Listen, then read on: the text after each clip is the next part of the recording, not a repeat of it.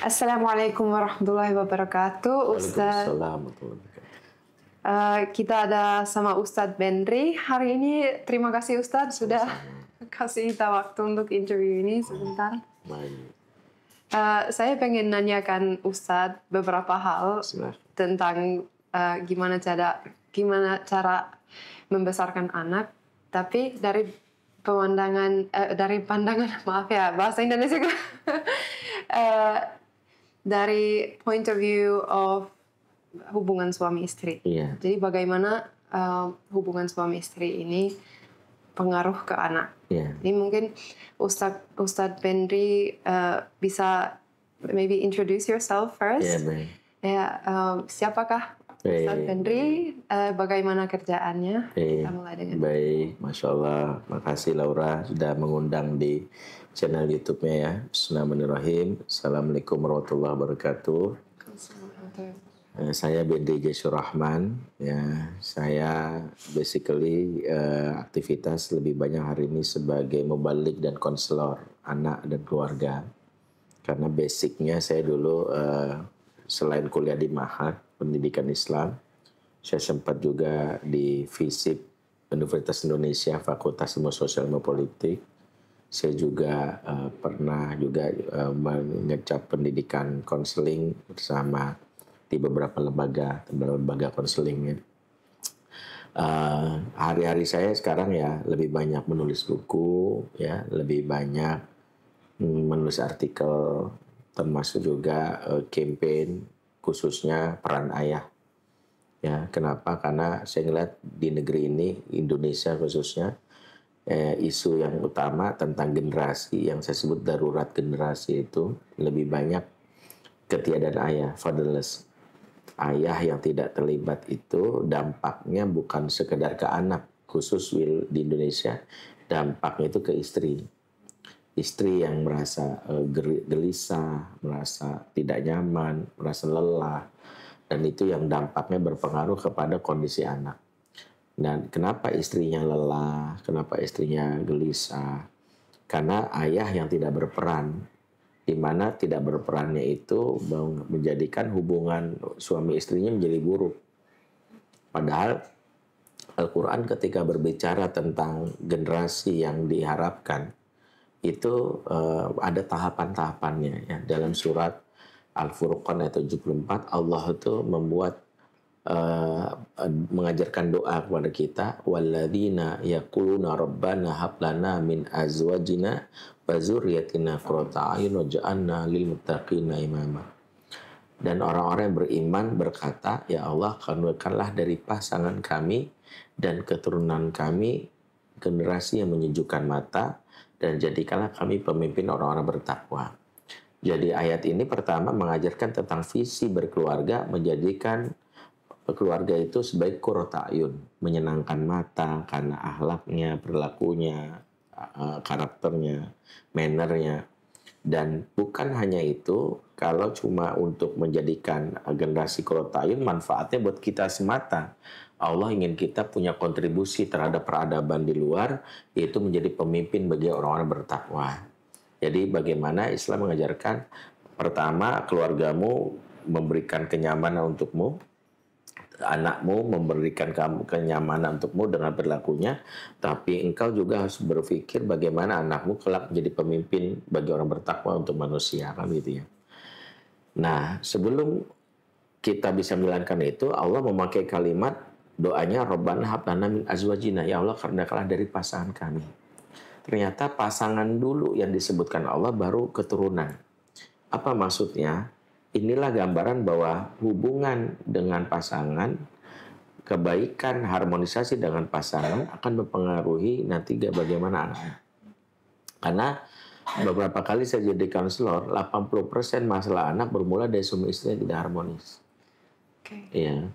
Misalnya ada seorang pernah ada kejadian seorang pendeta nelfon saya waktu itu dari Medan. Saya pernah hadir bersama dalam dialog lintas agama di waktu itu mana Universitas Indonesia. Saya hadir mewakili umat Islam berbicara tentang toleransi menurut kitab suci umat beragama. Saya membahas waktu itu bukan sisi pengasuhan, walaupun saya concern di pengasuh sejak lama di bidang parenting. Tapi ternyata saya bahas waktu itu tentang kitab suci, bahas tentang toleransi. Selesai kajian, pendeta ini merangkul saya ngajak foto bersama. Kemudian dia nanya, Pak Bendri ini selain jadi ustadz apa profesinya gitu. Saya bilang saya konselor anak dan remaja. Terus dia bilang boleh, dia kaget ya, surprise. Oh ada ya ustadz sebagai konselor, ya ada. Saya belum minta nomor handphonenya, saya kasih nomor. Seingat saya itu tahun 2011 akhir. Nah setelah itu saya udah nggak ingat lagi kejadiannya. Persis 2012, saya dulu rutin ke Bali. 2012 sebulan sekali saya ke Bali. Karena dulu saya ada kerjasama dengan Salimah, organisasi di sini dari BKOW, Badan Organisasi Wanita dulu. Nah, saya dulu waktu ke Bali, dulu tahun 2012 dengan saya itu jalan lagi crowded, jalan tol lagi baru dibangun, jalan tol dibangun. Sehingga waktu saya sampai macet di panjang jalan itu, saya ditelepon dan tanpa salam, tanpa kalam, itu orang ini langsung nanya, Pak Bendri, saya si Rahid dari Medan, saya mau tanya anak saya. Saya bilang, ini siapa orang? Saya kira saya tanya, ada apa Pak? Itu masih ingat, saya ingat Bapak itu kita ketemu di UI. Disebutlah, oh iya, ada apa Pak? Saya mau tanya Bapak, saya usir anak saya pagi ini, umurnya 21 tahun. Saya usir, kenapa? Karena dia minuman keras, judi, jahat sekali dia, maksiat sekali banyak dia. Saya ini tokoh agama, pendeta, tapi anak saya mau bikin saya malu. Ya, makanya saya usir. Kemudian saya tanya, istri Bapak gimana? Dia berheran, maksudnya istri Bapak dan pengusiran ini gimana? Nah, itulah istri saya. Dibilang saya suami yang tidak becus, ayah yang tidak pantas. Dia dulu istri saya keterlaluan itu. Dia biang kerok juga itu. Mentang-mentang dia IPK-nya lebih bagus untuk kuliah daripada saya. Mentang-mentang gajinya lebih tinggi. Mentang-mentang semua cerita tentang istrinya. Jadi lucunya Bapak pendeta ini nelfon saya 48 menit. 3 menit ngomongin anak, 45 menit ngomongin istrinya. Oh, baik. Oke. Setelah itu baru dia ngomong, kembali ke masalah anak saya nih Pak. Kira-kira saya harus gimana? Saya malu juga kalau tokoh agama seperti saya anaknya bermasalah. Saya tanya pendeta nih Pak Sirait, sebenarnya Bapak nih masalahnya sama anak atau sama istri? Terus dia bilang, maksudnya Bapak sadar tidak? Kurang lebih saya lihat di telepon saya, 48 menit kita bicara. 3 menit pertama Bapak bicara anak, 45 menit Bapak bicara istri. Jangan-jangan masalah Bapak dia dulu sama istri, larinya ke anak. Terus dia diam. Suaranya nggak ada. Saya tanya, halo, diam aja. Barulah muncul suara berat di ujung telepon. Apa kata dia? Ya. 25 tahun saya menikah, baru ada yang menyadarkan saya kalau saya dari dulu bermasalah sama pasangan saya. Pantas anak saya kurang ajar sama saya. Ibunya seringkali membantah saya di depan mata dia. Pantas anak saya tidak hormat sama ibunya. Saya seringkali mencaci maki ibunya di depan mata dia. Langsung Pak Bendri terima kasih, sebutlah puji Tuhan bahasa dia. Setelah itu teleponnya ditutup, sampai sekarang nggak nelpon saya lagi. Tapi yang ingin saya sampaikan, ini satu dari sekian banyak kejadian yang saya temukan di lapangan, bahwa memang kenapa Quran ingin kita menjadi pasangan yang harmonis dulu, baru anak. Karena pasangan yang harmonis ini memberikan impact, anak-anak memiliki persepsi positif tentang orang tuanya yang memberikan dia jejak untuk mengikutinya. Dia kagum sama ayahnya karena lisan ibunya yang menceritakan dengan tulus. Ayahmu tuh orang yang begini, sayang sekali, peduli, baik. Maka anak kagum. Tapi kalau dia cerita yang buruk-buruk, nih mamah nih korban ayahmu. Disakiti, ditipu, dibohongi. Atau sebaliknya, ayahnya juga mengatakan yang buruk. Jangan percaya mamahmu tuh stres, buruk, gila, macam-macam. Gimana coba? Maka hampir dalam beberapa hal, itulah yang penting diperbaiki. Makanya Quran memakai terminologi min azwajina. Ada sebuah tulisan menarik, ditulis oleh salah satu pakar tafsir, Dr. Aisyah Asy'ati. Ya, dia menulis kira-kira Quran ketika berbicara tentang masalah pasangan itu ada dua terminologi. Azwaj itu gambar pasangan yang ideal dalam versi Quran, dan imro'ah, pasangan yang tidak ideal. Jadi kalau Quran berbicara azwaj itu pasangannya ideal. Contohnya Nabi Adam sama istrinya, Allah katakan, ya Adam uskun anta wa zaujukal jannah. Wahai Adam, tinggallah kamu dan istrimu di surga. Itu pasangan ideal. Nabi Muhammad dan istri-istrinya, kata Allah, ya ayuhan Nabi qul li azwajika. Wahai Nabi, katakanlah kepada azwajmu. Itu menunjukkan pasangan yang ideal. Penduduk surga ketika masuk surga, apa kata Allah? Udkhulul jannah antum wa azwajukum tukhbarun. Masuklah kamu ke dalam surga, kamu dan azwajmu. Azwaj itu pasangan ideal. Maka Allah ingin memberitahu Rabbana hab lana min azwajina ini adalah pasangan yang ideal untuk anak. Nah, lawannya azwaj itu pasangan yang tidak ideal, itu imro'ah. Imro'ah itu antitesa dari azwaj. Imro'ah itu maknanya pasangan yang beda keyakinan, beda pemahaman. Ya. Beda keyakinan, beda pemahaman. Seperti Nabi Nuh. Nabi Nuh sama istrinya disebut imro'ati Nuh. Nabi Lut disebut imro'ati Lut. Ya, betul, ya. Asiyah disebut imro'ati Fir'aun. Satu beriman, satu kafir. Pasangan tidak ideal itu adalah imro'ah. Makanya kalau imro'ah itu pasangan yang beda keyakinan, beda pemahaman. Kenapa? Karena kalau beda keyakinan, beda pemahaman pasti sulit. Yang satu pengen cara ini, satu ini berbeda. Saya Laura kalau dulu misalnya nggak masuk Islam misalnya, nanti Bang Boris akan bingung karena pasti pemahamannya beda. Saya pernah ditanya dulu dalam salah satu jam, Ustadz, apa hukumnya nikah beda agama? Saya jawab nggak dari sisi fikih, saya jawab nikah satu agama aja masalahnya banyak. Apalagi beda agama. Kemana kamu membawa keluargamu? Kalau kamu membawa ke surga, maka carikan yang memang sepaham dan seagama sama kamu. Kalau kamu hanya untuk senang-senang di dunia, nggak masalah. Karena kita kan berkeluarga dan Islam itu punya visi jauh. Bukan hanya hidup di dunia, tapi kita ingin sekeluarga bersama di surga. Ya, benar. Kan gitu. Maka, ya, kenapa kita, maka Rabbana hab lana min azwajina itu maknanya adalah, jadikanlah kami pasangan yang satu keyakinan, satu pemahaman. Itu makna pertama. Karena lawan dari imro'ah. Yang kedua, imro'ah maknanya itu adalah pasangan yang satu keyakinan, satu pemahaman, tapi di jalan yang sesat. Contohnya Abu Lahab. Kalau Laura baca Quran, ada salah satu musuhnya Nabi, itu Abu Lahab, pamannya Nabi, yang dia istrinya bernama Ummu Jamil. Ini orang ini kompak, tapi jahat. Jahat sama Nabi. Saya selana ronzat al-lahab wa mur'atu hamalat al-hatab. Kami lemparkan Abu Lahab ke neraka, demikian juga imro'ahnya. Imro'ah ini maknanya adalah pasangan yang walaupun satu keyakinan tapi di jalan yang sesat. Mereka tuh kompak memusuhi Nabi. Nabi lewat, mereka musuhi. Maka makna dari azwaj yang kedua adalah jadikanlah kami pasangan yang berada di jalan yang benar. Bukan hanya satu keyakinan. Satu keyakinan, satu pemahaman tapi di jalan yang sesat, itu bukan tujuan kita. Misalnya, sayang malam ini kita mau dugem di mana nih, diskotik mana? Sayang, kita mau mabuk mana? Kamu ada alkohol nggak? Yuk kita sama kompak, cheese. Nggak begitu. Kita satu keyakinan, satu pemahaman tapi di jalan yang benar. Kompak ngaji bareng. Yuk ada pengajian ikut yuk. Ini ada tablik akbar maulid Nabi ikut yuk. Gitu misalnya. Yang ketiga, makna imro'ah adalah pasangan yang meninggal salah satunya sehingga jadi single parent. Seperti istrinya Imron, yaitu Hana. Makanya dalam Quran disebut wa idz qalat imro'ati Imron. Berkatalah imro'ahnya Imron. Maka makna Rabbana hab lana min azwajina yang ketiga adalah pasangan yang menua bersama dan mengurus anak bersama.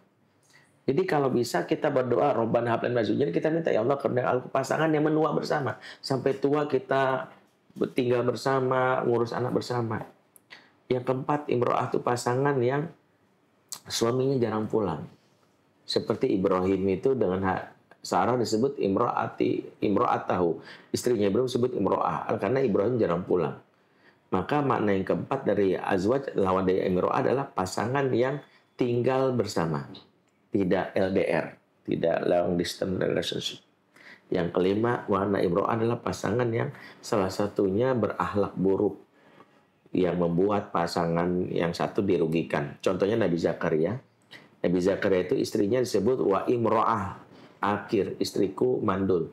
Ternyata menurut para ulama mandulnya seorang istrinya Zakaria karena dia lisannya tajam, suka menyakiti perasaan orang. Maka Allah menahan dirinya untuk hamil karena di dalam rahimnya dia akan ada seorang Nabi Yahya yang akan dilahirkan. Bagaimana mungkin seorang Nabi Yahya itu diasuh oleh ibu yang kata-katanya kasar. Nabi pasti diasuh dengan cara yang baik. Maka seorang Zakaria bersabar mendampingi istrinya yang lisannya tajam. Maka dalam surat Al-Anbiya ayat 90 Allah ganti redaksinya setelah dia diperbaiki, dibantu, waslahna lahu zaujahu, maka kami perbaiki istrinya. Salah satunya istrinya menjadi baik, lembut. Setelah itulah umur 90 barulah dia punya anak.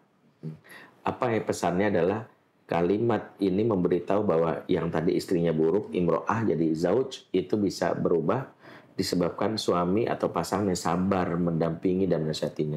Maka makna yang kelima dari Rabbana hab lana min azwajina adalah jadikanlah kami pasangan yang saling perbaiki diri. Jadi doa ini yang dibaca surah Al-Furqan ini, kalau misalnya lo nggak baca dan hafal, sebenarnya meminta 5 hal.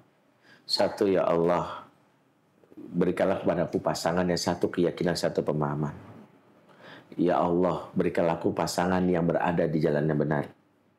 Yang ketiga, ya Allah, berikanlah aku pasangan yang menua bersama dan mengasuh anak bersama.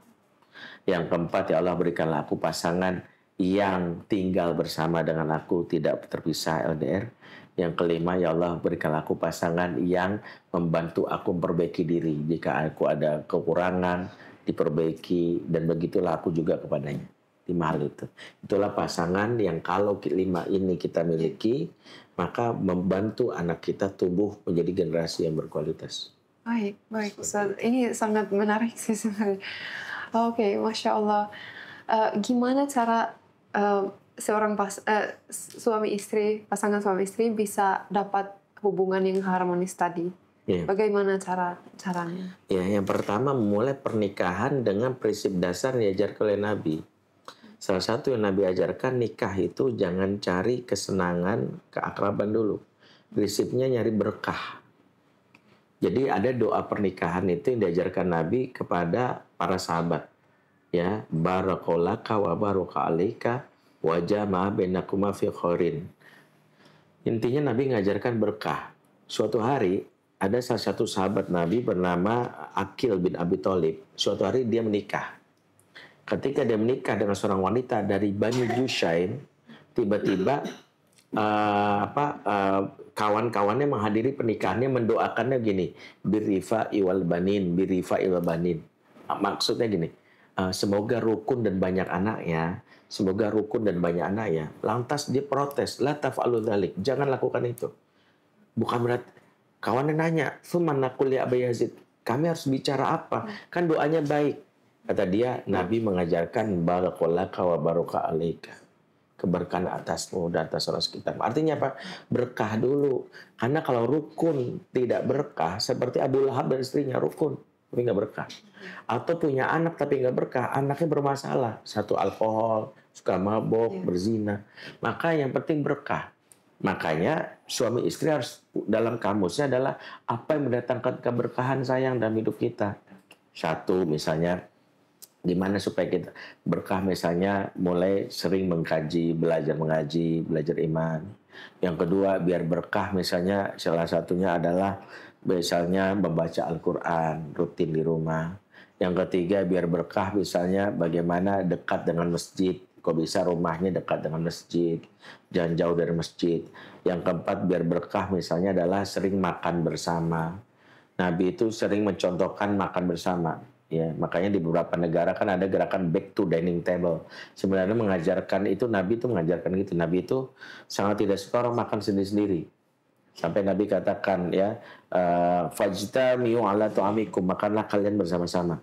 Wadhkuru smallahi alaihi barak lakum, disebut nama Allah di dalamnya, niscaya turun keberkahan. Makanya kalau kita ingin mesra, salah satu biasanya makan bersama. Ciri makan bersama itu kata para ulama wujuhu ila ta'am, menghadap ke makanan. Jadi kalau Laura makan sambil ngelihat ke TV itu bukan makan bersama. Lihat Yang kedua, makan bersama biasakan ambil dari wadah yang besar ke piring-piring kecil atau makan bersama di tempat yang sama. Itu yang kalau di masyarakat Arab itu satu nampan sama-sama kan gitu ya. Kalau kita agak nggak suka, baru pindahkan. Yang ketiga, makan bersama itu sunnahnya saling mencicipi. Bang Boris makan, coba sedikit ya Bang ya. Itu sunnah. Nabi itu minum, itu disisakan sedikit tuh istrinya. Ya, itu diajarkan Nabi. Ini sisa atau Aisyah minum sisa untuk kue Aisyah. Nabi bukannya haus, tapi ini mencari keberkahan dan kebersamaan itu. Yang keempat, nggak boleh ada media penghalang. Kalau di meja makan, maaf, handphone ini jangan. Ya, karena ada ulama menghukumi bahkan membaca Quran di saat orang makan itu makruh hukumnya. Karena kan orang lagi makan tuh jadi, waduh saya harus menyimak Quran. Malah kita jadi nggak elok. Kalau Quran saja jadi makruh, apalagi handphone. Yang kelima, makan bersama itu yatahaddas mahum, saling ngobrol, bicara. Makanya disitulah momen kebersamaan menakar. Jadi apa yang harus dilakukan sama istri tadi, punya waktu bersama, termasuk couple time, sering berdua. Karena kalau kita sering couple time itu kan menguatkan perasaan, saling ngobrol. Di antara kebiasaan Nabi itu setiap malam, menurut riwayat Imam Muslim adalah Nabi itu karena Rasulullah SAW yatahaddas ma'a ali tsumma raqada. Rasulullah SAW senantiasa ngobrol dengan istrinya baru tidur. Biasa Nabi itu. Nabi itu terbiasa sebelum tidur ngobrol, bicara. Ya baru dia tidur. Ya, itu diantaranya. Apa yang bisa terjadi kalau hubungan suami istri ini rusak? Kalau misalnya yang sering terjadi zaman sekarang, perempuan menjadi terlalu dominan, yang terlalu maskulin dalam rumah tangga, dan laki-laki malah menjadi terlalu lemah. Ya, pertama sih faktor perempuan itu menjadi maskulin atau laki-laki lemah itu karena tidak ada role model di masa lalu. Dan kita harus memutus itu. Jadi kenapa perempuan itu dia menjadi dominan? Karena dia tidak melihat itu ada di ibunya di masa lalu yang mungkin lihat ayahnya yang terlalu pasif. Sehingga ayah yang terlalu pasif melihat bahwa ibunya juga dominan, itu diwariskan. Ingat, ada warisan yang tidak sadar diturunkan dari zaman ke zaman. Selain warisan utang dan warisan uang, namanya warisan pengasuhan. Jadi kalau pola asuhnya begitu, ibunya masih mempertahankan, maka dia akan mewariskan lagi ke anaknya terus. Maka kalau kita ingin bisa memperbaikinya, putus mana yang tidak baik. Ya, misalnya apa? Ketika kita sadar, oh ini nggak benar ini. Berarti saya harus mampu mengupgrade supaya suami saya lebih aktif. Saya harus menahan diri. Misalnya gimana? Jangan-jangan laki-laki yang begini juga karena dia punya isu utang pengasuhan dari bapaknya. Karena dia nggak dapat figur ayah. Sehingga bagaimana supaya dapat figur ayah, kita dekatkan dia sama ayah atau laki-laki yang komunitas. Sehingga dia dapat pengajaran dari komunitasnya tersebut.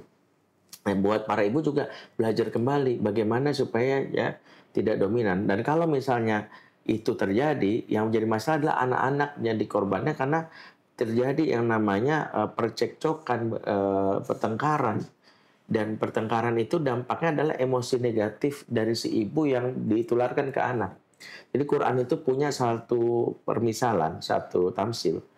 Kata Allah dalam surah Al-A'raf 58, wal baladut thayyibu yakhruju nabatu bismi rabbih. Tanah yang baik akan keluar darinya tanaman-tanaman yang baik. Siapa yang dimaksud tanah ini? Tanah itu ibu.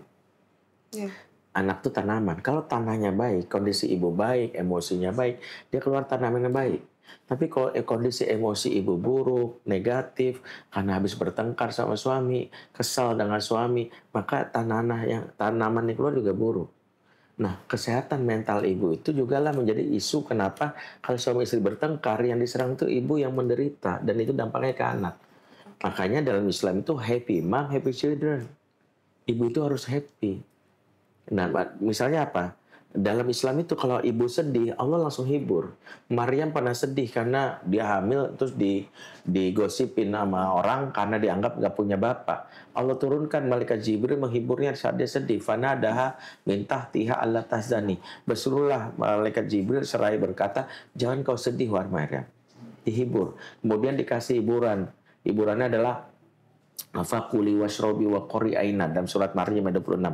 Maka makan dan minumlah dan bersenang-senanglah. Allah menghibur. Ibu hamil harus happy, ibu mengasuh anak harus happy. Karena kalau ibu stres, depresi, larinya ke anak. Nah, ibu stres dan depresi karena tadi tidak beres masalah dengan suami istri.